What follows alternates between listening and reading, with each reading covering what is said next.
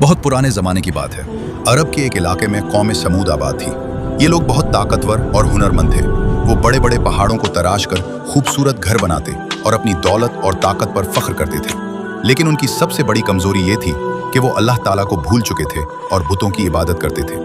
अल्लाह ताला ने उनकी हिदायत के लिए हज़रत सालेह को नबी बनाकर भेजा।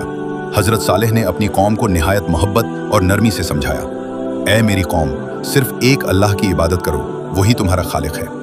कुछ लोगों ने उनकी बात मान ली, लेकिन ज्यादातर लोग गरूर और जिद में मुब्तला थे।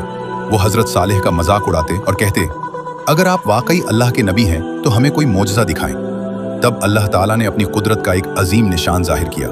एक सख्त चट्टान से अचानक एक बड़ी और खूबसूरत ऊँटनी निकल आई। ये मंजर देखकर सब हैरान रह गए। ये कोई आम ऊँटनी नहीं थी, बल्कि अल्लाह का मोजज़ा थी।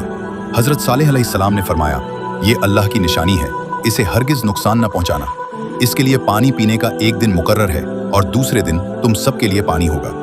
इब्तिदा में लोगों ने इस बात को मान लिया, लेकिन कुछ वक्त के बाद वो ऊँटनी से तंग आ गए। उनके दिलों में हसद और तकब्बुर बढ़ने लगा। शैतान ने उन्हें बहकाया और उन्होंने आपस में मशवरा किया कि इस ऊँटनी को खत्म कर दिया जाए। आखिरकार चंद जालिम लोगों ने मिलकर इस बेकसूर ऊँटनी को मार डाला। ये बहुत बड़ा गुनाह था। हज़रत सालेह को बहुत दुख हुआ। उन्होंने अपनी कौम को आखिरी बार खबरदार किया, तुमने अल्लाह की निशानी को नुकसान पहुंचाया है। अब तुम 3 दिन तक अपने घरों में रह लो, इसके बाद अजाब आएगा। लेकिन कौम ने इस वार्निंग को भी संजीदा न लिया और हंसी मजाक में उड़ा दिया। 3 दिन गुजरने के बाद अचानक एक खौफनाक आवाज गूंजी। जमीन जोर से हिलने लगी और एक शदीद जलजला आया। चंद ही लम्हों में पूरी कौम तबाह हो गई। उनके मजबूत पहाड़ी घर भी उन्हें न बचा सके।